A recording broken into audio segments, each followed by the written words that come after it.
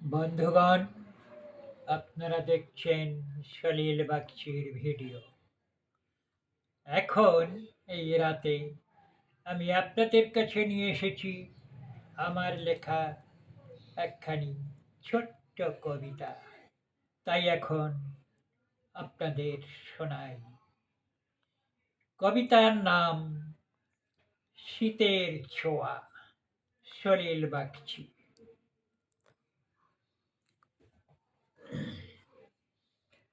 কুয়াশার চাদর গায়ে শিশিরে পা ভিজিয়ে বৃদ্ধা শীত আবার এলো।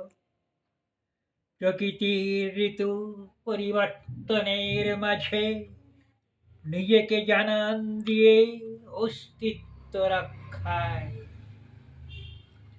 সেই কাঁপুনির কম্পনে আমরা কাঁপি। তবুও শীতের রোদে বসে আয়েসে রসস্বাদন করি পিঠে পায়েসে। রাতে লেপ কম্বলে ধরে রাখি দেহের উত্তাপ। নমস্কার।